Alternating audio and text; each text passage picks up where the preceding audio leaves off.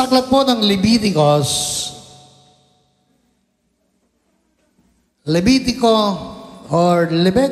chapter 11, verse 44 and 45. Ang sabi po dito sa Bible, "For I am the Lord, your God." Hallelujah. "You shall therefore consecrate yourselves, and you shall be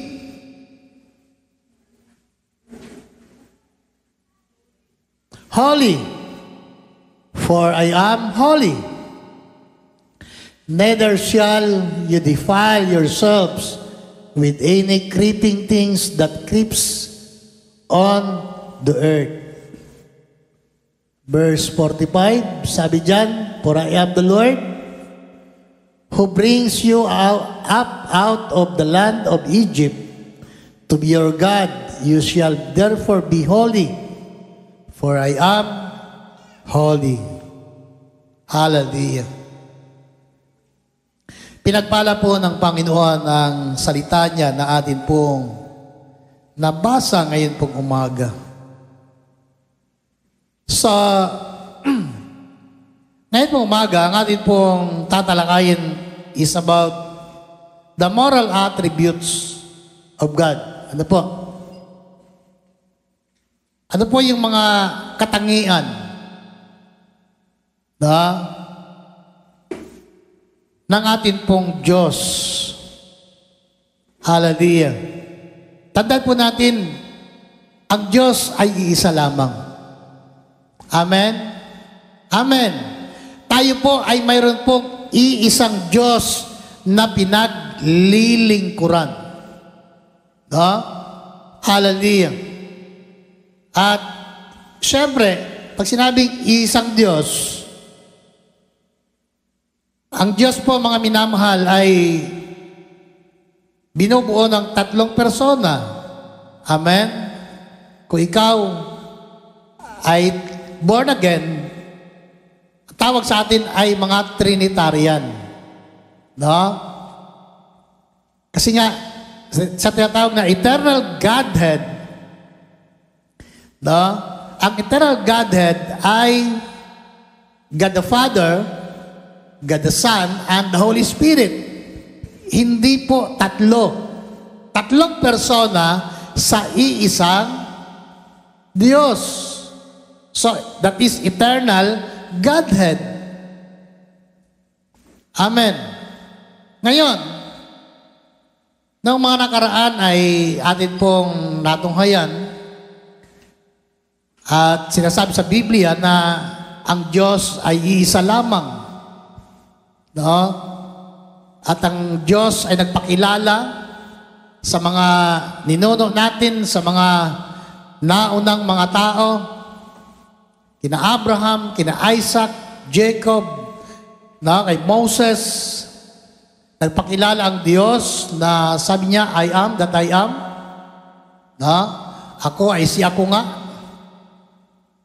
At ang Diyos na ay may mga tinatawag na compound name, Jehovah, na Jehovah Shalom, Jehovah Ra'a, Jehovah Tsedkinu. Ano po? Jehovah Shammah.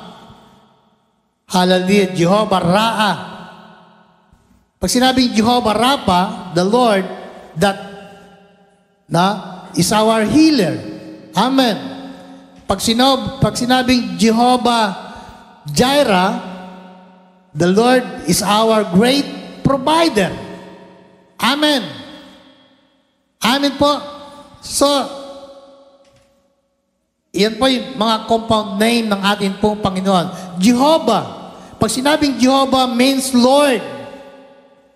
Amen. Or Yahweh. Or El Elyon. Hallelujah. The Most High God. So, pagpalit-palit at paglipas ng maraming mga taon at panahon, hallelujah, 1,000 taon na ang lumipas. Hallelujah. Pero mga minamahal, ang Diyos na atin pong sinasamba, ang Diyos na atin pong tinatawag sa panahon na tayo pinananalangin, ay Diyos na may likha ng langit at ng lupa. Hallelujah! Diyos ni Abraham, Diyos ni Isaac at Diyos ni Jacob, ay yun pa rin ang Diyos na ating sinasamba. At ang ating papuri, ang ating panalangin ay sa Kanya lamang natin ina-address. Amen. Hallelujah. Ngayon, ano po ang mga attributes o mga tinatawag na moral attributes ng ating pong Panginoon? Katangian niya. Katangian ng Diyos na ating sinasamba. Hallelujah. Ayon po sa mga talata o sa talata na atin pong nabasa kanina, paulit-ulit yung sinasabi dyan na sabi ng Biblia ay, and you shall be holy, for I am holy. Hallelujah. Isa po sa mga katangian ng atin pong Diyos, ni Yahweh or ni Jehovah. Hallelujah. Ay ang tinatawag na holiness, kabanalan. Ang Diyos na ating pinaglilingkuran ay banal na Diyos. Amen? Kaya nga tinuturuan tayo, kahit sa pag-aasawa, dapat ang hangarin natin ay, sa pag-asawa ay hangaring may kabanalan. Amen. Hindi lang yung nakita mo ang isang babae na maganda at ikaw naman ay binata na ay gusto mo siyang mapangasawa. Di ba?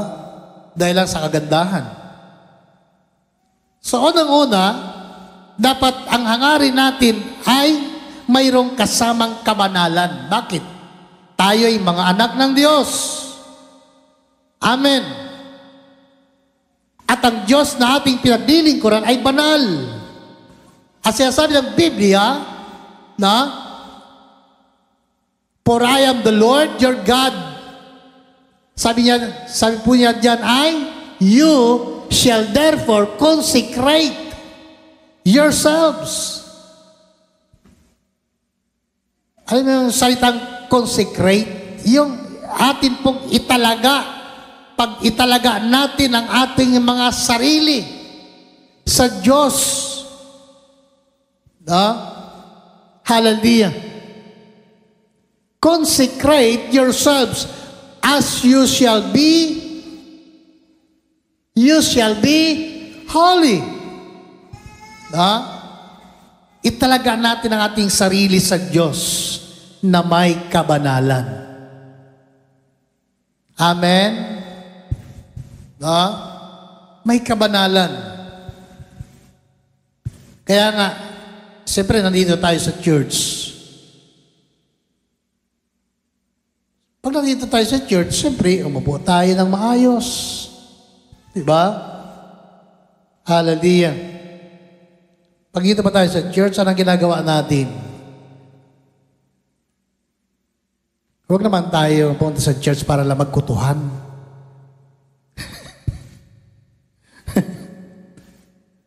Kung magkutuhan lang naman kayo, ay di mo lang kayo sa bahay nyo, doon kayo magkutuhan. Kahit ipunin nyo pa yung kutot, bilangin nyo. Walang problema, sa bahay kayo eh. Nandiyan pa kayo? Dadala mo yung anak mo, tapos itabi mo sa upuan mo, at habang nag-preach si pastor, sinisiksikan mo. May kuto. Alam mo, mga nanay yan, makakuha niya sa kuto eh. Pag nasalat sa ulo yan, kuto ito. Huwag ka maggalaw, may kuto eh. Alam mo yan? Pag nasa church tayo, ano yung attitude natin? Alam niyo, pag sa church tayo, pinakaunang temptation sa atin, lalo pag nagpipreach pastor, matulog. Nandiyan pa kayo. Kaya pag may natulog pa ako nakita, batuhin ko ng microphone. Ngayon lang ako mambato ng microphone. Sige. Nagsaya tayo ng aircon natin, nagbayad tayo ng kuryente, matulog lang kayo dito. Ano to, hotel? Hallelujah. Kaya natawa ako doon sa preaching ng isang pastor sa Facebook. Sabi niya,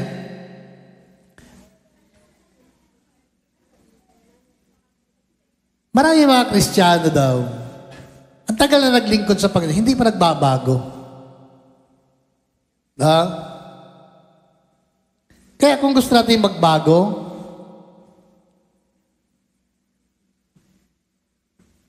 si Lord may kapangyarihan at may kakayanan para baguhin ang ating buhay. Kasi kung ang preaching daw ng pastor, kahit gaano kaganda, hindi yun nagiging daan para mabago ang buhay ng tao. Nandiyan pa kayo? Observe natin, may mga fellowship na ang lalaki, ang gaganda, ang gagaling ng mga pastor, pero paglabas ng mga membro, tumataya ng witing ang membro. Nandiyan pa kayo? Magaling ang pastor, pero bakit ang membro, paglabas ng simbahan, pag dumaan niya mag-witing, tumataya din. Ibig sabihin, kahit anong galing ng preaching ng pastor, hindi yun yung nagiging paraan o maring nakakapag-contribute para mabago ang buhay ng tao. Kasi sabi ng Bible no? All scripture is given by the inspiration of the Holy Spirit, and it is profitable for teaching, for reproof, for rebuke. Diba? Magamit ang salita ng Diyos para turuan tayo, para ituwid ang ating pamumuhay. Diba? Kaya nga, sabi ng pastor, kung pagalingan lang ng preaching para mabago ang buhay, ay di dami na sanang Kristiyano hindi nalilate sa simbahan. Andiyan pa kayo? Bakit? Ilang taon na tayo naglingkod. Hanggang ngayon, late pa rin tayo. No? Hanggang ngayon, tulog-tulog ka pa rin sa simbahan. Diba? Kaya nga, ang may kapasidad at kapangyarihan para mabago ang buhay natin ay si Lord lang. Kasi kahit anong galing ng preaching ng pastor, kahit ilan pang teacher ang magsalita sa atin about the Word of God, kung hindi natin isa sa puso yung ating napakinggan, hindi mababago ang ating buhay. Di ba? Kaya nga, kailangan yung puso natin bukas handa nating pakinggan ang salita ng ating pong Panginoon. Kung tayo yon, tanggapin natin, Lord, akin yan. Ako yan Di ba? Kailangan natin tanggapin kung para sa atin. Kung tayo yon, tanggapin natin para mabago yung buhay natin. Pero kahit ikaw na ayaw pang tanggapin, ay hindi mababagong buhay natin. Amen po ba? Kasi ayaw mong tanggapin Hallelujah. Sinasabi ko nga sa inyo, ako, inaamin ko rin, kami nalilate din sa gawain ng Panginoon. No? Kahit na aga-aga namin gumising, aga-aga namin maghanda. Hallelujah. Alam mo, paglingga ng umaga, pagmulat pa lang ng mata, iniisip ko na, ano kayang bibiling kong ulam? Isip mo na ako. Alam mo, hirap mag-isip ng kung ano ulamin ko araw ng linggo. Ang hirap. Man, ang ulam natin. Ikaw ay wala sa tindahan yung ikaw Bahala ka. Ay, lalong wala yung bahala ka. Ang hirap kaya. No? Ay mabuti yung mga bata, yung mga anak namin, di ba nag-iisip yan kung anong ulamin eh. Kaya maswerte yung, kung ako kung gusto ko lagi lang bata eh. Bakit? Hindi nila problema kung anong kakainin. Hindi nila problema kung anong isasaing. Hindi nila problema kung anong ulamin. Ang alam nila, paggising nila, may makain. Sa tanghali, may matanghalian. Diba? Kaya masarap ang buhay. Masarap maging bata. Pero tandaan nyo, tatanda din kayo. Kung ano ang problema namin, poproblemahin din ninyo. Nandyan pa kayo? Kaya, paisi-isi kayo ngayon. Pagdating na kayo'y magkapamilya, sasakit din ang ulo nyo. Kala nyo, matili kayong ganyan? Hindi, oy. Sabi sa katabi mo, hindi, oy. No? Kaya, alam niyo mga minamahal, ano yung dapat maging attitude natin bilang mga anak ng Panginoon? Dapat, pag nandito tayo, po tayo ng maayos. Makinig tayo. Kung may nagsasalita, huwag kang magsalita. Maliban lang kung bata, umiiyak ang bata, hayaan nyo lang yan. Bata yan eh. Huwag lang yung matanda natin dito umiyak. Hallelujah. Na? Ay, pastor, hindi na kayo magsimba sunod kasi nag-iniyak yung bata. Bakit? No? Normal sa bata yan eh. Amen. Ay kung malaki lang ang simbahan natin, maglagay tayo ng kwarto doon sa likod. Lahat ng may anak, doon kayo. Diba? May mga simbahan ganyan. Mayroon para sa mga nanay na may nagpapadili ng bata, doon kayo. No? Para hindi naman, ay ganito lang simbahan natin eh. Kaya pasensya kayo. Amen? No? Lawakan na lang natin ang ating pangunawa sa ating mga kasamahan. At hindi natin pwedeng, huwag mo namang tingnan. Kanina pa nag-iyak yan ay hindi pa. Huwag! Mag-backslide yan! Hallelujah! Pasalamat ka, wala ka ng batang maliit. Kami, ay, pakuya-kuya-kuya na kami maya-maya. Pero dumaan din kami sa ganyan. Amin po ba? Hallelujah! No? Kayo nga, ay kami nga, naghahangad pa kami na magkaroon ng maliit na bata eh. Hallelujah! Kaya nga, mga kapatid, ano po? Be holy. Sabi ng Bible. No? Kumbaga, mamuhay tayo na may kabanalan. Mag-isip tayo ng mga bagay na karapat-dapat, sabi ng Bible. Totoo. Diba? Kasi anak tayo ng Diyos eh. Sabi ng Bible, consecrate yourselves and you shall be holy. Italaga daw ninyo ang inyong mga sarili. Hallelujah. Sa Diyos na may kabanalan. Bakit? For I am holy. Sabi ng Bible, sapagkat ako'y banal. Diba? Alam niyo mga minamahal, no?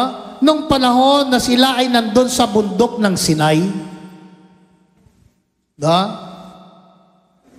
Alam niyo, yung mga seremonya na ginagawa doon, bago sila makalapit doon sa bundok, sa paanan ng bundok, kailangan nilang italaga ang kanilang sarili sa Diyos. Na malinis. Ibig sabihin, na literal, kailangan nilang labhan ang kanilang damit, ang kanilang kasuotan. Bakit? Kinabukasan, haharap sila kay Yahweh. Diba? Kailangan nilang linisin ang kanilang sarili. Maligo. Hallelujah. Higit sa lahat, mga minamahal, sa panlabas, higit sa lahat, yung kalooban nila, yung puso nila, dapat nakakonsecrate para lamang kay Lord. Amen. Kaya ngayon, yung salitang consecration, napakahalaga yan sa buhay natin. Diba? Sabado pa lang, kinabukasan, linggo, dapat alam natin, inihanda na natin ang sarili natin. Pagpunta natin kinabukasan sa church, linggo, handa na tayo. Amen? Hallelujah. Kasi Sabado pa lang, naitalaga na natin ang sarili natin. No? Ay bukas araw ng linggo, wala na ako ibang gagawin, kundi ihanda ang sarili ko. Sapagkat ako ay pupunta sa bahay ng ating Panginoon. Sa bahay-sambahan na aming pinagkakatipunan, sapagkat ako ay sasamba sa aking Diyos. At ang Diyos na aking sinasamba ay banal na Diyos. Hallelujah. Kaya nga, bago sila lumapit doon, iyong bundok ay nilalagyan ng harang para ang mga tao hindi makalapit doon, sapagkat ang lugar na tinutungtungan nila, ang sabi ng Biblia, ay banal. Holy ground. Hallelujah. Kaya ang order ng Diyos, ang order ni Yahweh, dapat nilang hubarin ang kanilang mga panyapak. No? Dapat nilang tanggalin ang kanilang mga sandalyas bago sila tumungtong doon sa isang banal na dako na nandoon ang Diyos makikipag-usap sa kanila. Hallelujah. Diba? Kaya sabi ni Yahweh kay Moses, ang lugar na tinutungtungan mo ay isang dakong banal. Hallelujah. Kapatid, mga minamahal, no? Tayo man, sa ating pong ginagawa na pagsamba sa Diyos, diba, nagpupuri tayo, kumakanta, umaawit ng papuri sa Diyos. Kapatid, mga minamahal, tayo po ay lumalapit sa isang dakong banal at tayo po'y nakikipag-ugnay personal sa atin pong Panginoon. Amen? Hallelujah. Meron nga tayong kanta, this is holy ground. We're standing in holy ground. Hallelujah. Diba? Pagka nasa presensya ka ng Panginoon, ilagay mo sa isip mo at sa puso mo, ang lugar na tinutungtungan mo ay isang dakong banal. Amen? Bakit tayo nakakalapit at nakakatayo sa harap ng Diyos?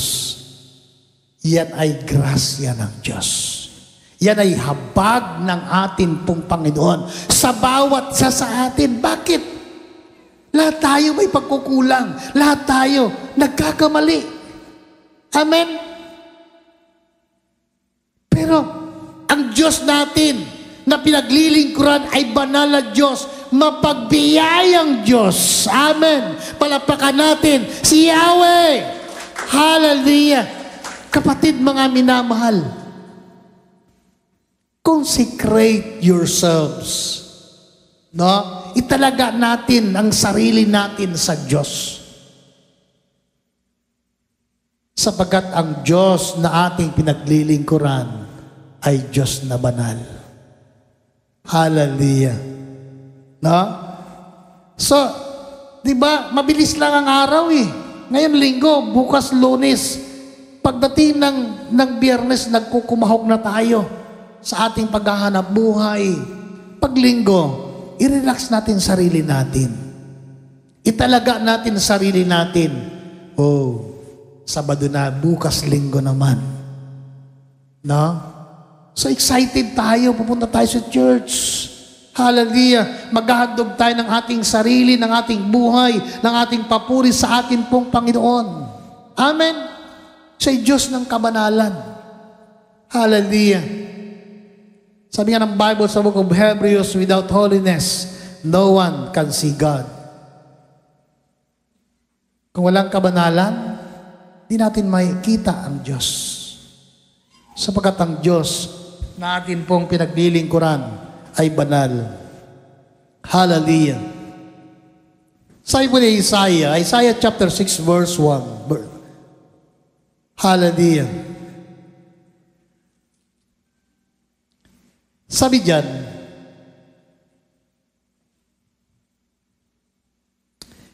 in the year that King Uzziah died, I saw the Lord. Hallelujah. I saw the Lord. Nakita ko si Yahweh, sabi ni Isaiah, sitting upon the throne, high and lifted up, and the train of his robe filled the temple. Above him stood the seraphim. It had 6 wings. With two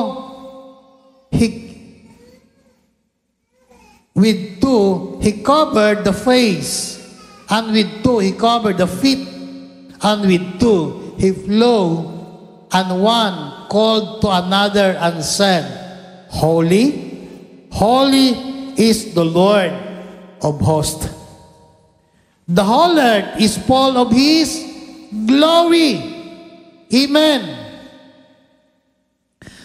And the foundation of the threshold shook of the voice of him who called, and the house was filled with smoke. And I said, Woe is me, for I am lost, for I am a man of unclean lips, and I dwell in the midst of a people of unclean lips, for my eyes have seen the King of the Lord of hosts. Hallelujah. Kapatid, mga minamahal, nakita po natin si Isaiah, nagkaroon siya ng pangitain, at ang pangitain na kanyang nakita, mga minamahal, sa loob ng templo, ay nakita niya ang Diyos na si Yahweh. Hallelujah. Kapatid, mga minamahal, kaya sabi ng Bible, ang nakita niya, sabi dito, sabi niya, I saw the Lord sitting upon the throne. Nakita daw ang Diyos na nakaupo sa kanyang trono, sa kataas-taasan. Hallelujah. At ang laylayan ng kanyang kasuotan ay nakalatag sa buong templo. May mga sirapin sa kanyang ulunan, at ang bawat isa'y may 6 na pakpak. 2 nakatakip sa mukha, 2 nakatakip sa paa, at ang 2 ay ginagamit sa paglipad. Hallelujah. Pag sinabing sirapin o sirapin, ito po ay anghel. Mga anghel ng Diyos. Hallelujah.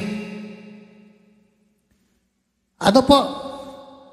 Na ang ministry nila sa harapan ng atin pong Panginoon. Ano po yung ministry nila? May tiga-6 na pakpaksa ng Biblia ang mga sirapim ito. Na ito. Nakatakip sa mukha. Ang 2 pakpak nila ay nakatakip sa mga paa.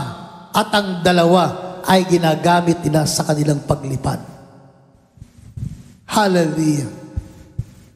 Ngayon, nung makita ito na Isaiah, ano po ang naging damdamin niya?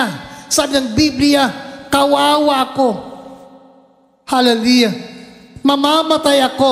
Bakit? Sapagkat nakita ko ang banal na Diyos. Hallelujah. Kawawa ko sapagkat marumi ang aking labi, at ang aking mga kasama ay marurumi din ang kanilang mga labi. Nakita na Isaiah ang kanyang kasalanan. Nakita niya ang kanyang karumihan, at nakita niya ang kabanalan ng Diyos na nasa loob ng templo ng ating pong Panginoon. Kapatid, mga minamahal, ang mga anghel ng Diyos at siraping ito ay walang tigil na umaawit ng papuri ng sinasabi, Holy, holy is the Lord Almighty. Amen? Banal, banal ang Diyos ng kataas-taasan. Kaya nga mga minamahal, hallelujah, kung bakit sinasabi ng Biblia, kailangan nating italaga ang ating sarili sa Diyos na may kabanalan, sapagkat si Yahweh at ang Diyos na ating pinaglilingkuran, Diyos na may likha ng langit at ng lupa, Diyos ni Abraham, ni Isaac at ni Jacob, ay Diyos ng kabanalan. Palapakan natin ang ating pong Panginoon. Hallelujah! Consecrate yourselves. Hallelujah! And be ye holy, for I am holy. Gusto nating makita ang Diyos? Siyempre, hindi natin makikita ang Diyos ngayon. Hallelujah. As long as na tayo po ay nasa ating katawang lupa, hindi natin makikita ang Diyos. Diba? Dati ang panahon, pag na-rapture tayo, o either tayo po ay dumating sa tamang panahon at tayo po ay kunin ni Lord, makikita natin ang Diyos. Amen? Hallelujah. Diba? Kasi Pablo, mga minamahal, nung siya'y buhay pa, hangad niya, kunin na siya ng Panginoon eh. Diba? Hindi sa takot mamatay. Sabi ng Bible, for to me to live is Christ, and to die is gain. Amen po ba? Ang mabuhay at ang mamatay na kay Kristo ay pakinabang. Diba? Pero, kung maaari lang, gusto rin ni Pablo na kunin na siya ng ating pong Panginoon eh. Bakit? Kasi alam niya eh. Pagka nasa Panginoon ka na, tapos na lahat. Diba? Hindi mo na maranasan ang lahat ng mga persecution sa buhay. Ang lahat ng mga panlalait ng mga tao. Hallelujah. Diba? Pero siyempre, sa atin, tiyak natin. Dapat tiyak natin na tayo nga ay pupunta kay Lord. Amen. Pagdating ang araw na yon, ay nakahanda tayo. Hallelujah. Kaya nga, mga kapatid, mahalaga mga bagay nito. Maging laman, sabi ng Bible, ng ating puso ay mga bagay na totoo, mga bagay na may katuwiran, kabanalan. Hallelujah. Bakit? Kasi nga, yan ang isang bagay, yun po yung pinakamahalagang dapat maging katangian ng bawat mananampalataya ay ang kabanalan, sapagkat isa sa mga katangian ni Yahweh ng Diyos nating pinaglilingkuran, siya'y Diyos na banal. Hallelujah. Glory, glory to God. Holy, holy is the Lord of hosts. The whole earth is full of His glory. Hallelujah. Purihin po ang ating pong Panginoon. Kaya nga, salamat sa Diyos,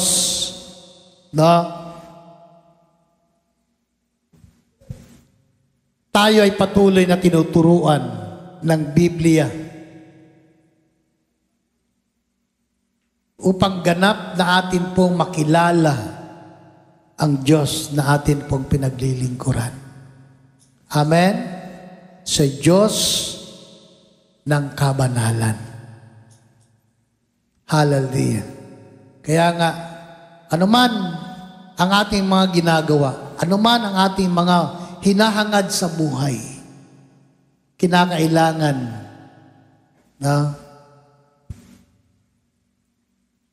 ang ating damdamin at maging laman ng ating puso, mga minamahal, ay mga bagay na totoo at makapagbibigay ng kaluwalhatian sa Diyos na ating pinaglilingkuran. Amen? Hallelujah. Opo, tayo po ay mga tao na makasalanan. Pero pinili tayo ng Diyos. Amen? Pinili ka ni Lord. At ako'y naniniwala, araw-araw, tinuturuan tayo ng ating pong Panginoon. Kaya nga, sa buhay na mayroon tayo, suriin natin, basahin natin ang salita ng ating pong Panginoon. Hallelujah. Pagka ang salita ng Diyos ay naitanim sa puso natin, hindi ka magbabackslide. Hindi ka lalayo kay Lord. Bakit? Sapagkat ang Diyos na ating pinaglilingkuran, hindi lang siya banal na Diyos. Siya'y mabuting Diyos. Amen? Hallelujah. Mabuting Diyos. Hallelujah. Isa sa mga katangian ng ating pong Panginoon na si Diyos na mabuti. Glory, glory to God. Pasamantala tayo po ay tumayo. Tayo po ay magbigay ng kapurihan sa ating Diyos na pinaglilingkuran. Hallelujah. Praise the Lord.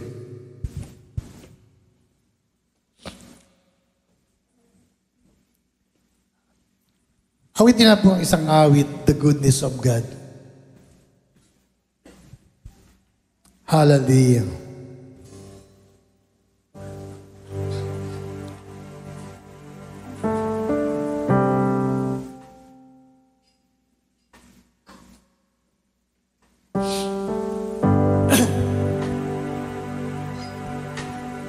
I love you, Lord, for your mercy never fails me.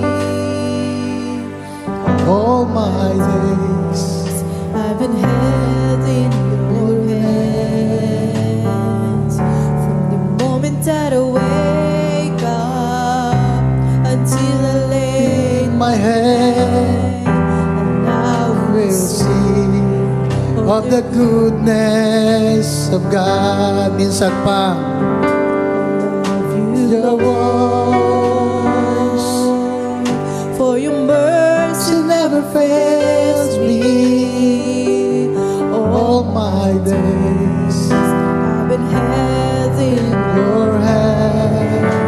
the moment that I wake up until I lay my head. I will sing of the goodness of God. All my life you have been faithful. All my life you have been so good. Every breath that I am able, I will sing of the goodness of God. Your voice, you have led me through the fire and in darkness night. You are close like no other. I've known you as a father, I've known you as a friend. Oh, I will sing of the goodness of God. Hallelujah! All my life you have been faithful. All my life you have been so good. With every breath that I am able, I will sing of the goodness of God. your goodness This is running after me. Your goodness, your goodness is is running after, is running after me. My life laid down, I surrender now. I give you everything. Your goodness is running after, is running after me. Your goodness is running after, is running after me. This is running after, is running after me. My life laid down, I surrender now. I give you everything. Your goodness is running after, is running after me. All my life you have been faithful. Yes, Lord. Hallelujah. All my life You have been so, so good. With every breath that I am able, I will sing of the goodness of God. I will sing of the goodness of God. I will sing of the goodness of God.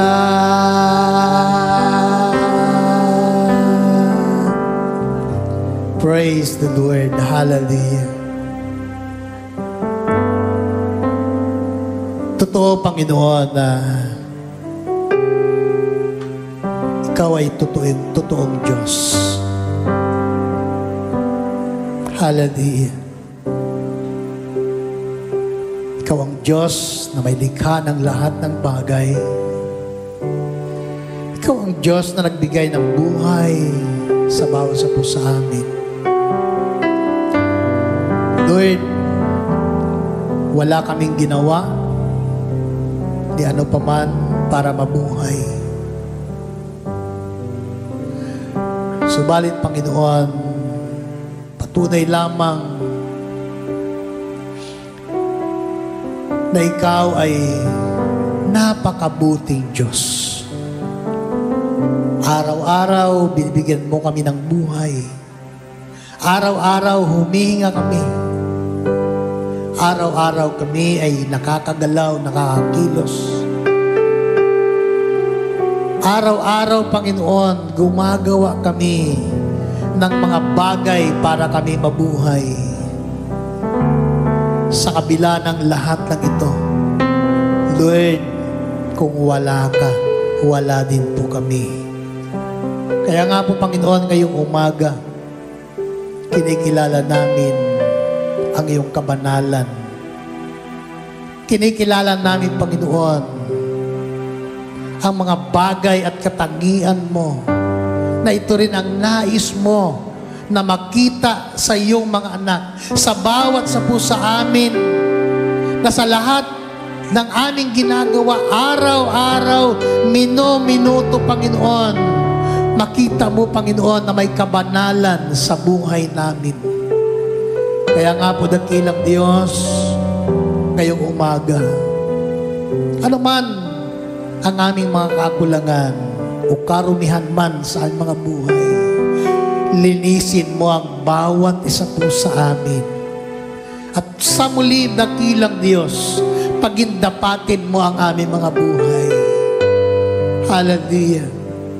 And Lord, salamat sa pagkakataon na patuloy na ipinagkakaloob mo sa amin upang patuloy, dakilang Diyos, na aming muli na mai-connect ang aming mga puso, ang aming mga buhay, ang aming mga sarili, ang aming mga kaisipan sa inyo, dakilang Diyos. Hallelujah. Lord, pangunahan mo ang aming mga buhay. Ang salita mo na aming napakinggan ay may tago namin sa aming mga puso, may apply namin at tanggapin namin ito, Panginoon, na may kalakip na pag-ibig, dakilang Diyos, upang maituwid ang aming mga sarili, maituwid ang aming mga pagkakamali, dakilang Diyos.